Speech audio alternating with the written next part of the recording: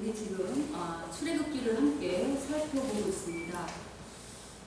여러분, 하나님께서 애굽의 왕 바로에게 요구하신 것은 한 가지였습니다. 뭐였습니까? 내 백성을 보내어 나를 섬기게 하라는 한 가지였죠. 여러분, 그 말씀에 순종하지 않았기 때문에 애굽 땅은 가면 갈수록 황폐해질 뿐만 아니라 경제까지 다 파멸로 치닫고 있습니다. 그럼에도 불구하고 애굽의 왕 바로는 이스라엘을 보내지 못합니다. 지난주에 살펴봤던 것처럼 온 애굽이 캄캄한 흑암 가운데 있는데도 불구하고 그리고 신하들까지 나서서 애굽이 다 망하게 생겼다고 말하는데도 불구하고 이스라엘을 바로는 보내지 못합니다. 왜 그렇다고 했죠? 바로에게 이스라엘은 병적으로 집착하는 돈줄이기 때문입니다. 그래서 애굽이 다 망해가도 바로는 이스라엘을 보내라는 하나님 말씀대로 행할 수가 없었습니다. 드디어 오늘 본문에서는 출애굽의 마지막 재앙인 장자 죽음의 경고가 발령됩니다. 근데 여러분, 오늘 이 재앙이 앞에 9가지 재앙과 근본적으로 다른 재앙인 것이 오늘 본문 11장 4절에 나타납니다. 여러분, 오늘 본문 11장 4절을 보시면 모세가 바로에게 이르되 하면서 오늘 이 재앙에는 밤중에 누가 애굽 가운데 들어간다고 말씀하십니까? 애굽 가운데로 누가 들어간다고 말씀하십니까? 예, 하나님이 들어가신다고 말씀하십니다. 하나님이 직접 애굽 가운데로 내려가신다고 말씀합니다. 여러분, 이제껏 애굽에 내렸던 재앙들은 하나님이 직접 내려가시지 않고 생물들이나 기상현상 같은 간접적인 어떤 일들로 재앙을 내리셨습니다. 그런데 오늘 본문의 이 마지막 재앙은 하나님이 친히 애굽 땅에 내려오셔서 당신 손으로 재앙을 직접 내리신다는 것입니다. 또한 이 재앙의 특별함은 우리가 읽진 않았지만 12장 12절에도 잘 나타나는데요. 여러분, 12장 12절을 함께 읽어보도록 하겠습니다. 12장 12절 같이 한번 읽겠습니다. 시작. 내가 그 밤에 애굽 땅에 두루 다니며 사람이나 짐승을 막론하고 애굽 땅에 있는 모든 처음 난 것을 다 치고 애굽의 모든 신을 내가 심판하리라. 나는 여호와라. 지금 보시면 하나님께서 친히 애굽 땅에 있는 모든 사람, 짐승, 그런 처음 난 것뿐만 아니라 무엇도 치신다고 말씀하시냐면 애굽의 모든 신을 심판하신다고 말씀하십니다. 이 말은 무슨 말인가? 하나님만이 온 우주에, 온 세상에 유일하신 권능의 하나님이신 것을 선포하시는 것입니다. 뿐만 아니라 여러분, 실제로 12장 29절을 보시면, 자, 29절을 보시면 12장 29절 찾으셨습니까? 보시면 밤중에 여호와께서 애굽 땅에서 모든 처음 난 것, 곧 왕위에 앉은 바로의 장자로부터 옥에 갇힌 사람의 장자까지 갇히기 처음 난 것을 다 어떻게 하셨다고요? 다 치셨다고요. 실제로 하나님은 친히 애굽의 처음 난 장자들을 다 치십니다. 여러분, 지금 바로도 자기 장자가 지금 죽은 거죠. 자기 자식이 죽어나가는데도 항복하지 않을 부모는 없을 것입니다. 만약 그래도 항복하지 않는다면 그건 부모도 아닐 것입니다. 바로 어떻게 할까요? 하나님 말씀에 항복할 수밖에 없겠죠. 자, 그래서 그렇게 이스라엘에 집착하던 바로는 이 죽음의 재앙을 겪고 나서야 드디어 하나님 말씀에 항복하며 이스라엘을 보냅니다. 자, 그러면 오늘 본문의 바로 왕, 지금 장자의 죽음을 겪고 이스라엘을 보내는데 이거 진짜 그러면 하나님 말씀을 듣고 그대로 행한 것일까요? 바로가 오늘 이스라엘 백성 보낸 거 진짜 하나님 말씀 듣고 그대로 행한 것입니까? 아니요. 바로는요, 오늘 본문에서는 하나님 말씀을 듣고 이스라엘 백성을 보낸 것과 같지만 곧 어떡하죠? 이스라엘을 쫓아갑니다. 그리고 어떻게 됩니까? 홍해의 죽음으로 끝이 납니다. 결국 바로와 하나님과의 씨름은 어떻게 끝이 나는가? 바로가 홍해에서 죽어야만 끝이 납니다.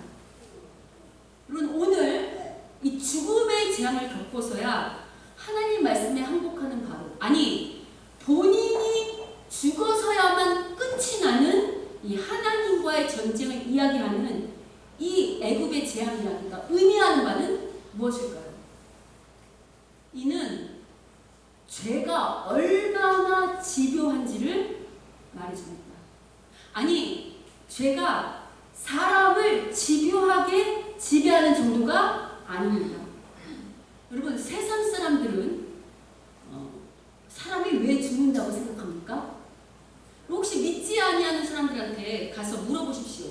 사람이 왜 죽습니까? 라고 물으면 뭐라고 답할까요?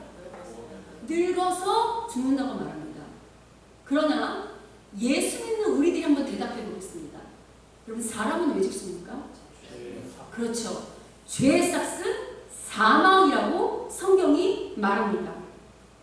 자, 그러면 죄 때문에 죽는다고 하는데 성경이 말하는 죄는 무엇일까요? 여러 가지로 말할 수 있습니다. 하나님을 떠난 것, 하나님을 떠나서 내가 주인 된 것, 하나님을 떠나서 내 마음대로 사는 것, 하나님을 의지하지 않는 것, 이런 것들을 다 죄라고 말할 수 있지만 오늘 본문의 이 출애굽기식으로, 오늘 본문식으로 말하면 뭐가 죄인 줄 아십니까? 하나님 말씀을 듣지 않는 것, 하나님 말씀대로 살지 않는 것이 죄입니다. 여러분, 오늘 결국 애굽의 모든 처음 난 것들이 죽고 바로 자신까지도 죽는 이유가 뭡니까? 하나님 말씀을 듣지 않아서 죽습니다. 하나님 이스라엘 백성을 보내라는 하나님 말씀대로 행하지 않았기 때문에 죽었습니다. 이처럼 죄는요, 단지 집요하게 사람을 지배하는 정도가 아니고 사람을 어디로 인도한다고요? 죽음으로, 사망으로 이끕니다. 근데 여러분, 오늘 본문식으로 말하면 죄가 뭐라고요? 하나님 말씀대로 안 사는 것, 하나님 말씀을 듣지 않는 것. 여러분, 이게요, 단지 성경이 우리에게 그냥 말만 하는 게 아니고요, 하나님 말씀을 안 들으면 결국 사람은 죽고야 만다는 것을 오늘 이 애굽의 실제 역사를 통해서 우리에게 말해주는 것입니다.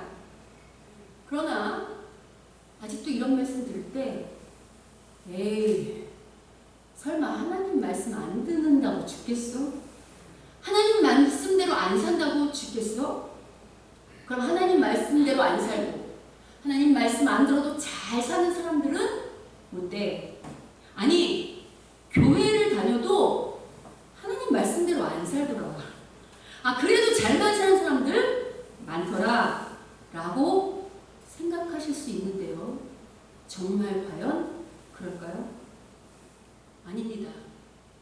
하나님과 대적하고 하나님 말씀에 순종하지 않아서, 그 말씀대로 살지 않아서 죽은 모델은요, 오늘 이 출애굽기에만 등장하는 것이 아니라 이 성경의 역사 가운데 끊임없이 반복적으로 등장합니다.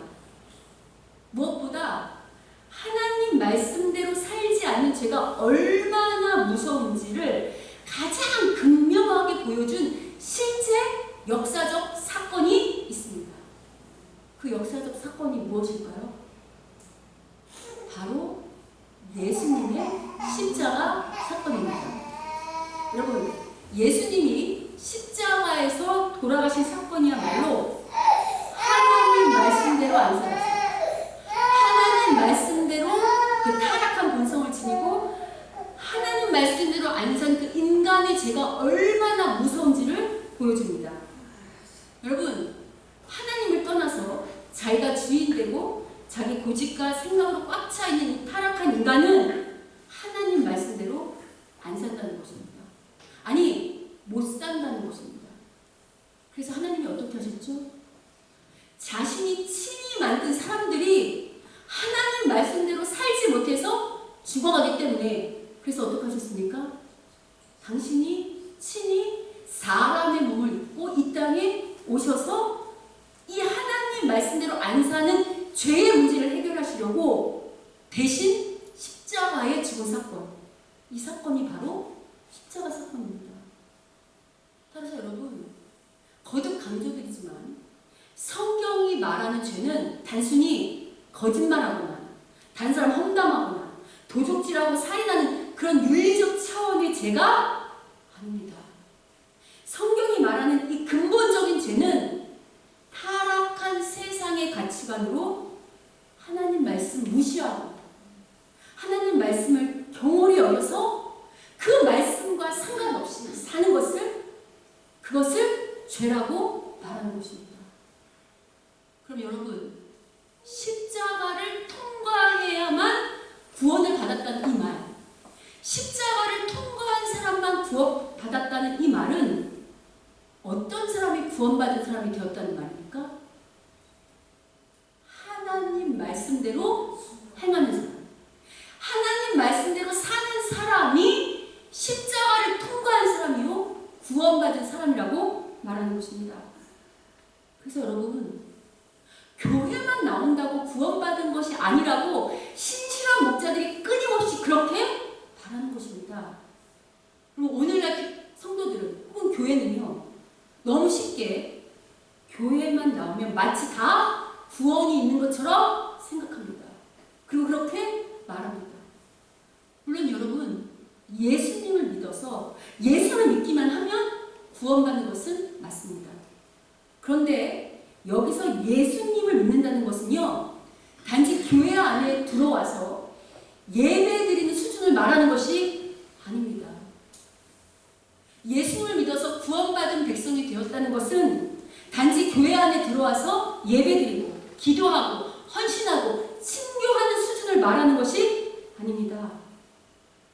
예수님을 믿어서 구원받았다는 것은 누구의 말씀대로? 하나님 말씀대로 사는 자들이 되었다는 것. 그렇게 산 사람들을 구원받은 자라고 말하는 것입니다. 여러분, 그러면 목사님, 그걸 말씀으로 증명할 수 있습니까? 예, 증명할 수 있습니다. 특별히 오늘 본문이 그것을 증명합니다. 여러분, 오늘 이스라엘 백성은요, 이제 이 장자의 죽음의 재앙을 겪고 나서야 출애굽할 수 있습니다. 그런데 여러분, 오늘 애굽의 그 처음 난 것들은 다 죽지만 누구는 죽지 않습니까? 이스라엘은 죽지 않는다고 말합니다. 여러분, 오늘 본문 11장 7절을 보십시오. 11장 7절. 자, 11장 7절을 다 같이 한번 읽어보도록 하겠습니다. 오늘 본문 11장 7절 읽겠습니다. 시작. 그러나 이스라엘 자손에게는 사람에게나 짐승에게나 개 한 마리도 그 혀를 움직이지 아니하리니 여호와께서 애굽 사람과 이스라엘 사이를 구별하는 줄을 너희가 알리라 하셨나니. 지금 오늘 본문은 뭘 말하는가? 7절은 하나님께서 애굽 사람과 이스라엘 사람들을 구별하셔서 이스라엘에게는 죽음의 재앙을 내리지 않는다는 것입니다. 자, 그럼 여러분, 어떤 재앙이 내릴 때 애굽과 이스라엘을 구별하는 것, 이 죽음의 재앙이 처음입니까? 아니면 이 앞선 재앙에도 있었습니까? 예, 앞선 재앙에도 있었습니다. 우리 파리 재앙이나 혹은 가축의 죽음, 혹은 우박 재앙, 혹은 지난주에 우리 살펴봤던 흑암의 재앙 같은 경우는 분명히 애굽과 이스라엘을 구별했었습니다. 자, 그러면 오늘 애굽과 이스라엘을 구별한다고 하는 이 마지막 장자 재앙의 특별함은 뭔지 아십니까? 여러분, 앞서서 애굽과 이스라엘을 구별했던 재앙은요, 이스라엘은 한 게 아무것도 없습니다. 이스라엘은 그냥 가만히 하나님께서 하시는 일들을 구경만 했습니다. 그런데 오늘 이 장자 재앙은 조금 다릅니다. 만약에 이스라엘이 이 죽음의 재앙을 애굽과 구별해서 피해가려면, 이 재앙을 피해가려면요, 가만히 있어서는 안 됩니다. 이스라엘이 이 재앙을 피해가기 위해서 어떻게 하는가? 여러분, 오늘 보면 12장, 우리 읽진 않았지만 12장 22절, 23절, 오늘 같이 읽었죠, 아까? 22절, 23절을 보시면 뭐라고 나오냐면, 이 죽음의 재앙을 피해가기 회복하기 위해서는 이스라엘 어떻게 해야 한답니까? 문설주에 문인방과 좌우 문설주에 어린 양의 피를 발라야만 한답니다. 이 말씀에 순종하여야만 이 여호와가 친히 내리는 이 죽음의 재앙을 피해갈 수 있습니다. 그리고 그동안의 재앙들은 이스라엘 사람이라는 이유만으로 아무것도 하지 않아요. 그냥 구경만 해도 재앙을 피해갈 수 있었습니다. 근데 오늘 마지막 재앙은 어떻게 해야 된다고요? 하나님 말씀대로 행하는 자들만 구원받을 수 있다고, 이 죽음의 재앙을 피해갈 수 있다고 말하고 있습니다. 그럼 우리가 여기서 중요한 사실을 한 가지 알 수 있습니다. 여러분 잘 생각해 보시면 지금 이스라엘 백성은 하나님 백성이긴 하지만 이 애굽 땅으로 온 지 어느 만큼 세월이 흘렀습니까? 약 400년 이상의 세월이 흘렀습니다. 그러면 그러는 동안 어느덧 뭐가 되었죠? 노예가 되었습니다. 자, 그러면 이스라엘 백성 중에는 본래는 하나님 백성이잖아요. 그럼 이스라엘 백성들이 다 하나님 잘 믿었을까요? 아니요.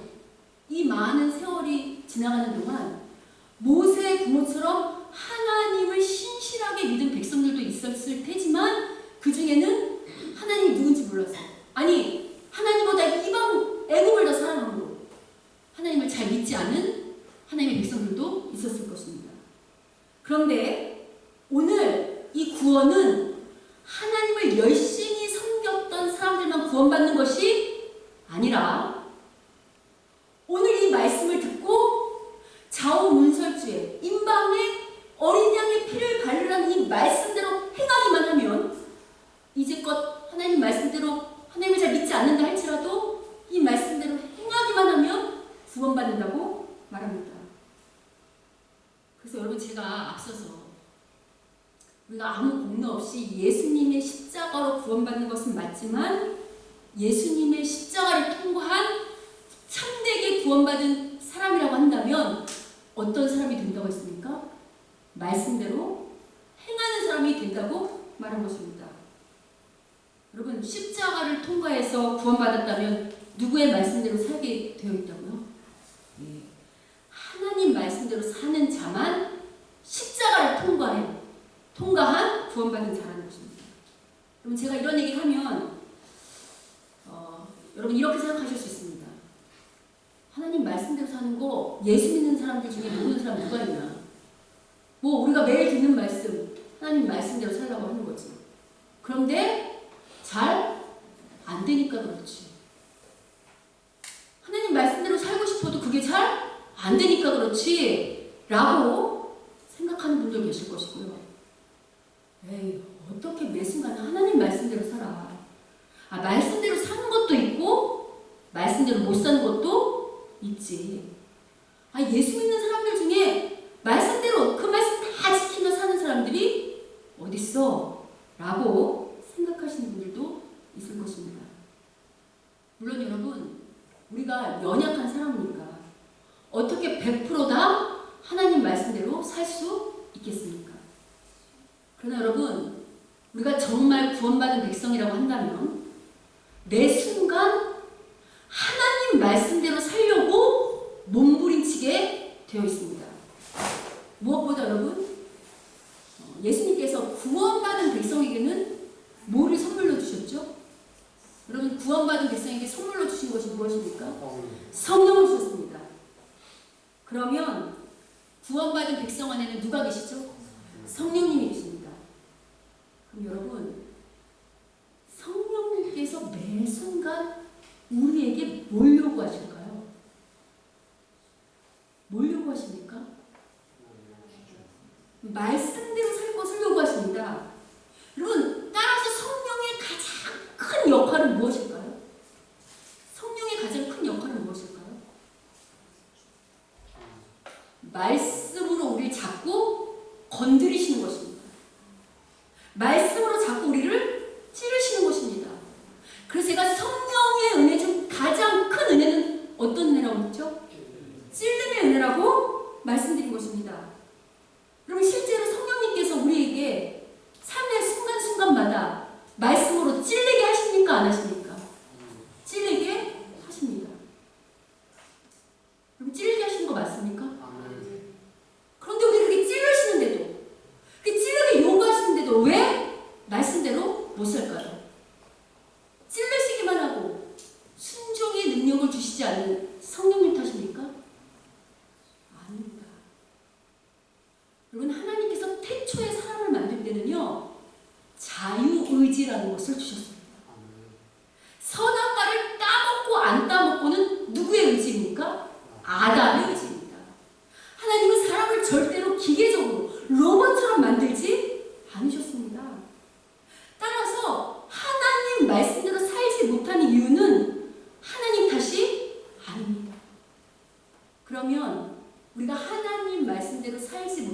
이유가 우리가 처한 환경, 우리가 어떤 처한 상황 때문일까요? 제가 성도님들에게 제일 많이 듣는 얘기가 무슨 얘기냐면, 목사님, 저도 하나님 말씀대로 살고 싶습니다. 그런데 목사님, 저도 그렇게 살고 싶은데 제 형편이 그게 안 됩니다. 제 지금 환경이 그게 안 됩니다. 제 처지가 그게 안 돼서 그러니 조금 기다려 주십시오. 저도 답답합니다. 제가 환경과 처지만 된다면 얼마든지 하나님 말씀대로 살고 싶습니다. 라고들 말씀하십니다. 여러분 압니다. 저도 사람인데 어려운 환경과 처지 속에 하나님 말씀대로 산다는 것이 얼마나 힘들고 어려운지 제가 왜 모르겠습니까? 그러나 여러분, 우리 하나님 앞에 조금 정직해 봅시다. 우리가 하나님 말씀대로 잘 못 사는 거, 하나님 말씀대로 정말 그대로 행하지 못하는 거, 정말 우리가 처한 환경과 상황과 처지 때문일까요? 여러분, 우리가 하나님 말씀대로 못 사는 건요, 환경 탓이 아닙니다. 혹시 그 야곱과 에서 이야기 중에 그 팔축 한 그릇의 장자의 명분을 팔아버렸던 에서의 이야기 아십니까? 여러분, 그때 에서가 장자 명분을 팔을 때 성경이 이렇게 말했었습니다. 창세기 25장 33절부터 34절 같이 한번 읽어보겠습니다. 자, 읽겠습니다. 시작. 에서가 맹세하고 장자의 명분을 야곱에게 판지라. 야곱이 턱과 팥죽을 에서에게 주매 에서가 먹으며 마시고 일어나 갔으니 에서가 장자의 명분을 가볍게 여김이었더라. 지금 성경이 에서가 장자의 명분을 판 이유가 뭐냐면, 장자의 명분을 판 이유가 뭐냐면 팥죽 한 그릇 때문에 팔았을 뿐만 아니라 장자의 명분을 어떻게 여겼다고요? 가볍게요. 여러분, 이건 하나님이 우리한테 뭐라고 말씀하시는 거냐면 이렇게 말씀하시는 겁니다.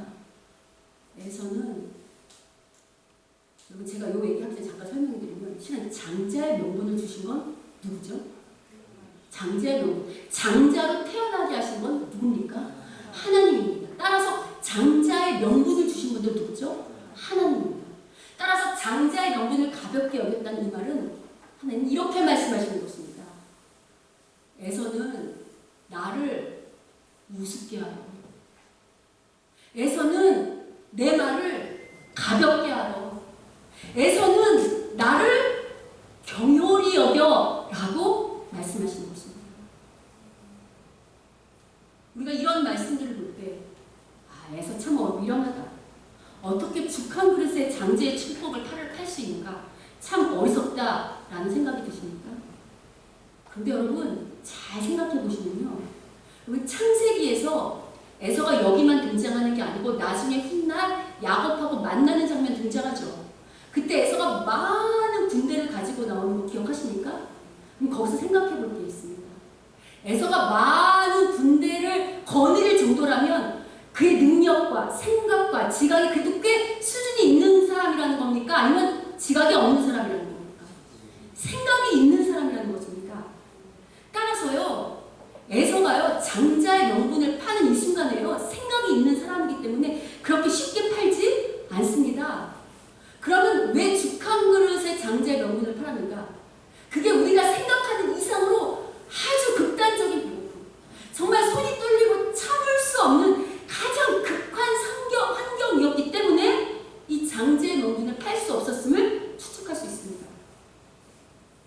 그러나 여러분, 아무리 손이 떨리고 죽어가는, 정말 먹을 것이 없어서 죽기 일보 직전이라 할지라도 죽 한 그릇에 하나님 말씀을 우습게 알아서 장자의 축복을 팔아먹은 게 환경 탓입니까? 아닙니다. 환경 탓이 아닙니다. 하나님 말씀을 우습게 아는, 하나님 말씀을 경홀히 여기는 에서 탓입니다. 그래서 여러분, 하나님 말씀을 우습게 알았던 이 에서를 책망하는, 이 에서를 두고 이 이야기를 책망하는 히브리서 12장 서두에 히브리서 기자가 우리에게 뭐라고 말하는 줄 아십니까?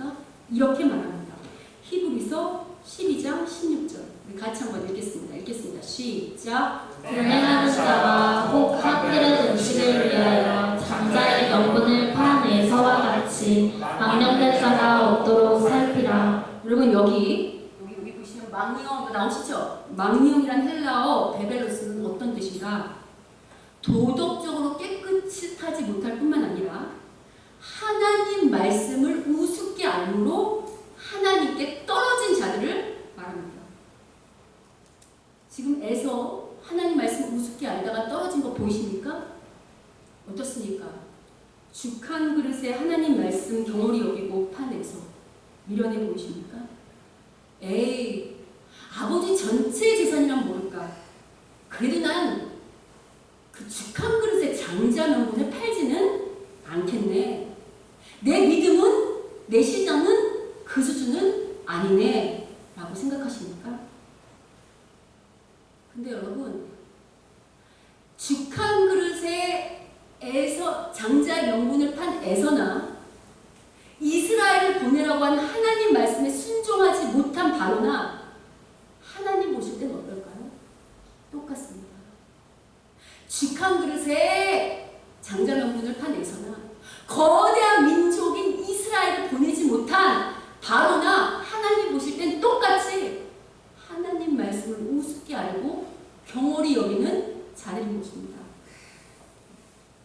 그래서 여러분, 작은 일에도 하나님 말씀을 우습게 안다고 한다면 큰 일에 하나님 말씀을 그 말씀대로 행할 수 없습니다. 그래서 이 에서를 책망함으로, 이 에서의 이야기로 독자들에게 경고하며 독자들의 생각을 깨우는 히브리서 기자는 또 이렇게 말합니다. 히브리서 12장 4절 읽겠습니다. 시작. 너희가 죄와 싸우되 아직 피 흘리기까지는 대항하지 아니하고. 지금 히브리서 기자가 하나님 말씀대로 살지 않는 자들에게 뭐라고 책망합니까? 너희가 죄와 싸우긴 싸우되 어떻게 싸우지 않는다고요? 피 흘리기까지는 싸우지 않는다고 책망합니다. 이거 무슨 말입니까? 너희가 하나님 말씀대로 산다고 하기는 하지만 피 흘리기까지 목숨을 걸고 그 말씀을 지키는 그 죄와 싸우지 않는다고 책망합니다. 어떻습니까? 우린 이 책망에서 자유합니까? 우린 피 흘리기까지 정말 목숨을 걸고 싸우면서 하나님 말씀대로 살려고 합니까? 제가 이런 얘기하면 목사님 어떻게 하나님 말씀대로 다 삽니까? 세상 살 때 하나님 말씀대로 못 삽니다. 하나님 말씀대로 살다가는요, 목사님은 이 교회 안에서만 계셔서 그렇지 하나님 말씀대로 세상 살면요 망하기 딱 좋고요, 왕따 당하기 딱 좋습니다 라고 생각하실 수 있는데요, 그럼 맞습니다. 세상에서요 하나님 말씀대로 정직하게 세금을 내거나 정직하게 사업을 하면요 망할 확률이 분명히 있습니다. 말씀대로 정직하게 살면, 여러분 생각해 보십시오. 오늘 다른 사람들은 주일날 돈 벌러 다니는데 우린 예배드리러 나오면 돈 버는 일이 없어지는 건데 그럼 가난해질 수도 있습니다. 만약에 여러분 직장이요 하나님 말씀과 반대의 길을 걸으면 자칫하면 나는 말씀대로 살기 때문에 그 직장을 잃을 수도 있습니다. 또요, 하나님 말씀대로 살려고 사람들하고 관계하잖아요? 그럼 사람들이 이렇게 여러분한테 손가락질 할 수 있습니다. 너만 교회 다니냐? 교회 다니는 사람 많더라. 다른 사람들 다 대강대강 잘 믿더라. 근데 너 왜 그렇게 유별나게 그렇게 예수를 믿냐? 너무 예수님한테 미치지 말라고 손가락질 당할 수도 있습니다. 그럼 여러분, 뭐가 잘못돼서 이런 일이 일어날까요? 하나님 말씀이 잘못돼서 하나님 말씀대로 살면 망하기도 하고 가난해지기도 하고 손가락질 당하기도 하는 걸까요? 아닙니다. 하나님 말씀이 잘못된 게 아닙니다. 그럼 본래 이 하나님이 창조한 이 세상이 하나님 말씀대로 돌아가면 어떻게 되는 줄 아십니까? 하나님 말씀대로 정직하고 성실하고 충성되고 온유하며 인내하는 사람들, 베푸는 사람들이 대접받고 인정받게 되어 있습니다. 그런데 왜 하나님 말씀대로 사는데 이 세상은 그런 일이 일어나지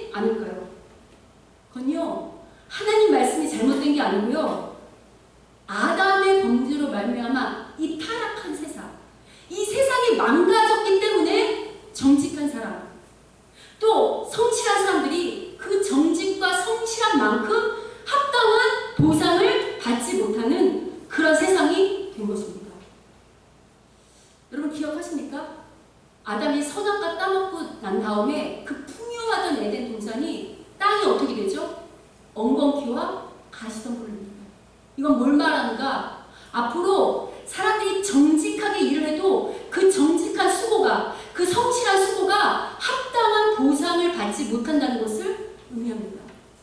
뿐만 아니라 여러분, 그 창세기 3장에 선악과 사건으로 범죄한 이후에 4장에 등장한 이야기가 뭡니까? 형제 살인 사건입니다. 인류 최초의 살인 사건이 등장하는데, 가인과 아벨 이야기 아시죠? 인류 최초의 살인 사건이 등장하는데 어떤 사건이 등장합니까? 형제 살인 사건이 등장합니다. 그럼 그 이야기를 보시면 동생인 아벨이 잘못한 거 있습니까? 없습니까? 없습니다. 그냥 형 가인이 자기의 질투와 시기로 무고한 동생을 무참히 죽여버립니다. 이는 뭘 상징하는가? 이제 타락한 이 세상에서는 정직한 사람들이, 무고한 자들이 죽어나가는 세상이 됐다는 것입니다. 불법이 판을 치는 세상이 된 것을 말합니다. 그래서 여러분, 하나님 말씀이 잘못돼서가 아니라 이 세상이 타락했기 때문에, 이 세상이 망가졌기 때문에 오늘도 거짓말해도, 사기를 쳐도, 불법을 행하는 자들이 잘 먹고 부자 되고 잘 사는 일들이 일어나는 것입니다.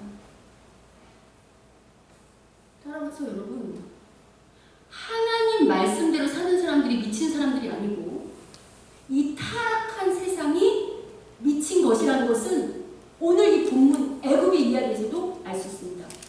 여러분, 잘 생각해 보시면 내 백성을 보내어 나를 섬기게 하라는 이 하나님 말씀을 안 들었을 때, 애굽 땅에 재앙이 내리는데 처음에 어떻게 되죠? 물이 뭐가 됩니까? 피가 됩니다. 개구리 떼가 공격하고 메뚜기 떼가 공격하는 망가진 세상이 됩니다. 어디 그뿐입니까? 우박의 가축들이 죽어나가고 태양이 떠 있는데도 불구하고 온 세상이 캄캄한 그런 세상이 됩니다. 그러면 이게 그것뿐 아니라 오늘은 어떻게 됐죠? 오늘은 애굽에 처음 난 것들이 어떻게 됐죠? 다 죽어갑니다.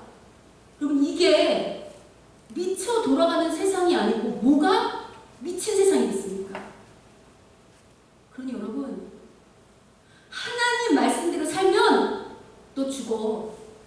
하나님 말씀대로 하나님을 먼저 섬기고 이웃을 사랑하면 너가 가진 것이 없어져. 네 망할지도 몰라. 네가 살 수 없어. 네 것이 다 망가져. 라고 거짓말하는 이 미친 세상의 말을 듣지 마십시오.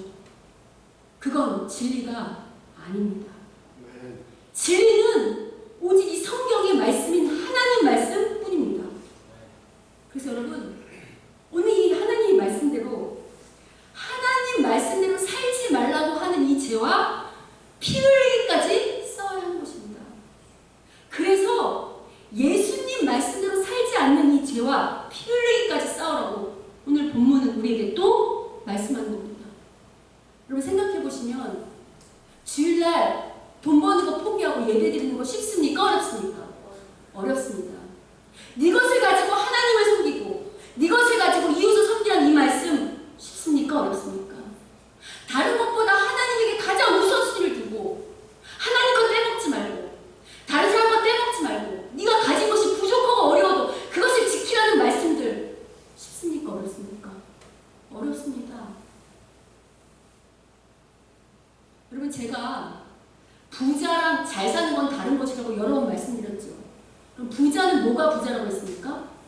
돈이 많은 게 부자라고 했지 부자가 잘 사는 것은 아니라고 했습니다. 그럼 잘 사는 건 뭐가 잘 사는 거라고 했죠? 하나님 보시기에 하나님 말씀대로 정직하게 성실하게 사는 것, 하나님 말씀대로 합당하게 사는 것, 이것이 잘 사는 것이라고 했습니다. 그래서 여러분, 실은요, 우리가 예수를 믿는데도 불구하고 난 참 불행해, 난 이렇게 잘 못 살지?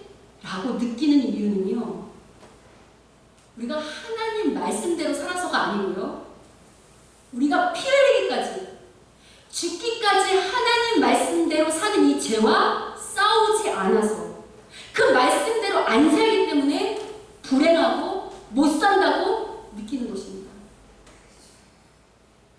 그럼 저한테 이렇게 질문할 수 있어요. 목사님, 하나님 말씀대로 잘 살기 위해서, 하나님 말씀대로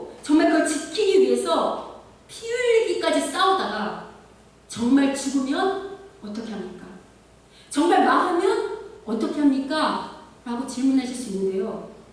여러분, 이거는 예수님의 사건을 보면 알 수 있습니다. 여러분, 예수님이 이 땅에 십자가를 지러 오셨던 그 모습, 신으로만 오셨다고 했습니까? 아니면 100% 신성, 100% 인성의 모습을 가지고 오셨다고 했습니까? 예, 100% 신성, 100% 인간의 모습을 가지고 오신 것이라고 했습니다. 그러면 여러분, 예수님이 십자가에 돌아가시는 그 순간은 하나님의 모습이었을까요? 아니면 사람의 모습이었을까요? 사람의 모습입니다. 우리처럼 똑같이 고통을 느끼고 죽음이 두렵고 무서워서 죽기 직전에 어떻게 하셨죠? 아버지, 이 잔을 옮길 수만 있다면 옮겨달라고 땀방울이 핏방울이 될 때까지 기도하지 않으셨습니까? 그러나 예수님은 사람의 모습으로 무섭고 두렵지만 하나님 말씀에 순종하기 위해서, 하나님 말씀을 대로 살기 위해서 피 흘리기까지, 죽기까지 죄와 싸우신 사건, 이게 바로 십자가 사건입니다. 그러면 예수님의 이 십자가 사건이 죽음으로 끝났습니까? 아닙니다. 예수님이 죽기까지 십자가에 싸우시다 돌아가시니까, 죽으시니까 누가 다시 살려내셨습니까? 하나님이 다시 살려냈습니다. 이게 오늘 그리스도인들이 사는 방식입니다. 우리가 정말 하나님 말씀대로 살려고 죄와 피 흘리기까지 싸우면, 하나님 말씀대로 죽기까지 죄와 싸우면 누가 우리를 다시 살리신다는 것입니까? 하나님이 살리신다는 것입니다. 여러분, 오늘 본문을 보면요, 강팍한 그 애굽의 바로왕도 자기 아들이 죽어나가니까 어떻게 하죠? 얼른 하나님 말씀대로 이스라엘 돌립니다. 여러분, 자기 자식이 죽어나는데 보고만 있을 부모는 없습니다. 하물며 사람도 이러할진데 우리를 친히 만드신 전능하신 우리의 아버지 되시는 아버지께서 우리가 죽기까지, 피 흘리기까지 하나님 말씀대로 산다고 몸부림칠 때 우리를 죽도록 내버려 두시겠습니까? 아니요. 하나님은 절대로 당신 자녀가 죽는 것을 보고만 계시지 않습니다. 반드시 예수님을 부활시켜서 당신은 보좌 우편에 앉으신 것처럼 우리의 삶을 회복시키시고 영광스러운 그 자리에 앉는 복을 반드시 우리에게 주십니다. 여러분, 잘 안 믿어지십니까? 그럼 다시요, 오늘 본문으로 확인해 드릴게요. 여러분, 제가 질문하는 거 잘 들어보십시오. 오늘 왜 애국의 마지막 재앙, 10번째 재앙이 하필이면 장자의 죽음일까요? 이 장자의 죽음 마지막에 안 하고 여러 가지 할 수 있잖아요. 왜 하필 마지막일까요? 그럼 여러분, 첫 번째 재앙은 뭡니까? 나일 강물이 피가 된 거죠. 그럼 나일 강물, 그리고 장자 죽음 하면 혹시 떠오르는 사건 없으십니까? 여러분, 출애굽기 1장을 보면요, 애굽이 이스라엘 백성을 핍박하려고, 하나님 말씀대로 살려고 했던 그 이스라엘 백성을 핍박하려고 이스라엘 백성을 탄압했던 정책이 뭡니까? 나일강에 남자아이들을 다 던져 죽였던 살인사건입니다. 애굽의 바로왕이 여러 번 바뀌어서 오랜 세월이 흘러 애굽은 다 잊었다 할지라도 누구는 그 사건을 기억하고 계십니까?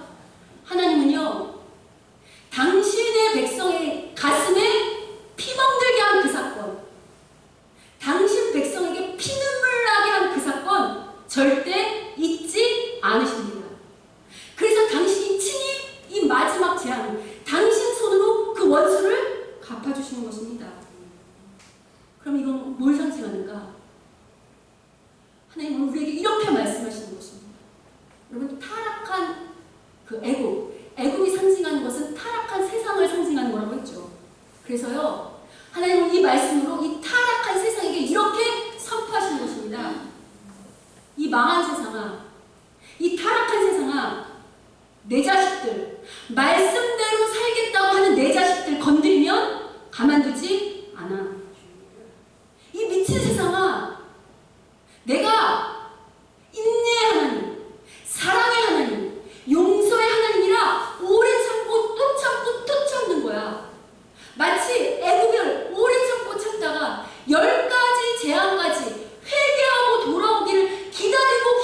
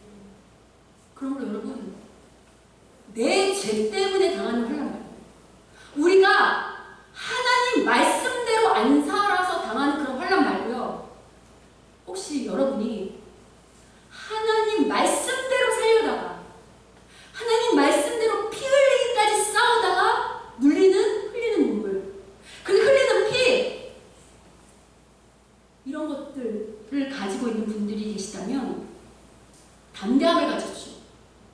위로함을 받으십시오. 왜냐면요, 말씀 때문에 피 흘리기 싸운 그 피, 그 상처 누가 싸매고 닦아주실까요? 하나님이 싸매고 닦아주실 것입니다.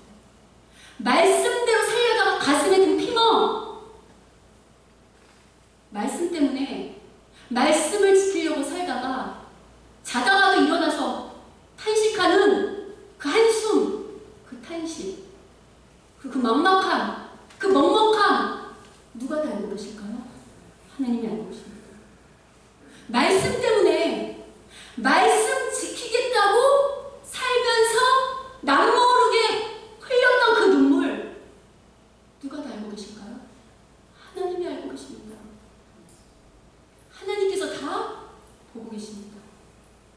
하나님께서요, 때가 되면요, 그 왼수도 다 갚아주실 뿐만 아니라 우리의 눈물도 닦아주시고 우리를 꼭 안아주실 것입니다.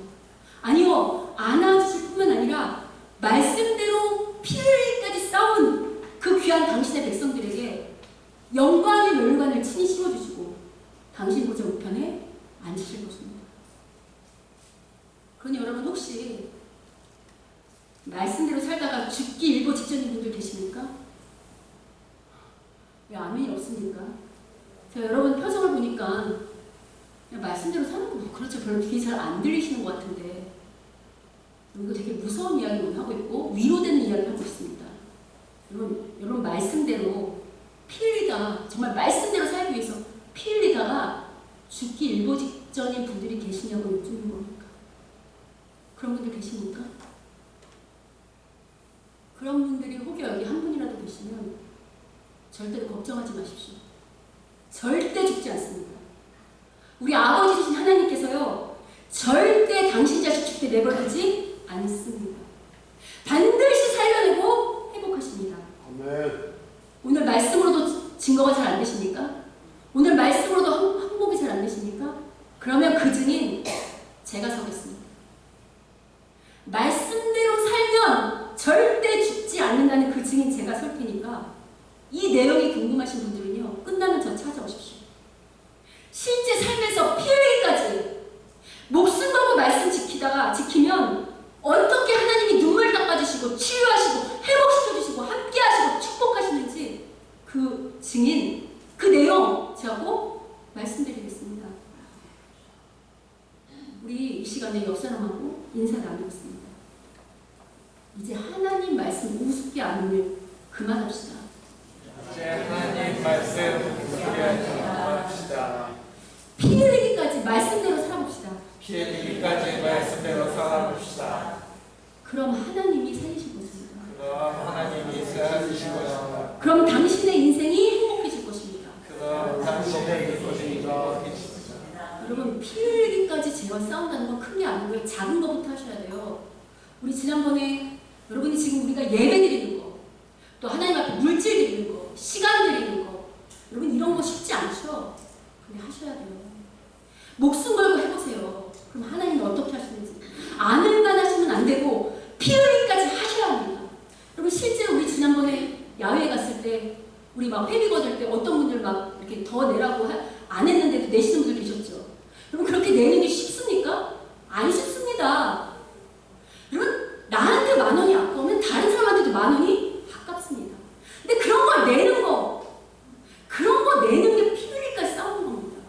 여러분 돈 1, 2만 원, 돈 1, 20만 원, 돈 1, 200만 원도 이런 주일날 시간을 지키는 것도 못하는데 어떻게 이 성경의 말씀대로 사는 게 할 수 있겠습니까? 작은 것부터 싸우셔야 합니다. 그래야 하나님이 어떻게 우리를 회복시키고 살리시고 축복하시는지 진정한 축복이 뭔지를 보는 자들이 될 수 있습니다. 아멘. 바라기는요, 이젠 하나님 말씀대로 살기 위해서 죄와 피 흘리기까지 싸움으로 예수님의 십자가의 부활과 영광이 어떻게 나의 부활과 영광의 복이 됐는지를 마음껏 누리고 마음껏 증거하는 우리 모두가 되기를 주님의 이름으로 축원합니다. 아멘. 우리 나의 하심을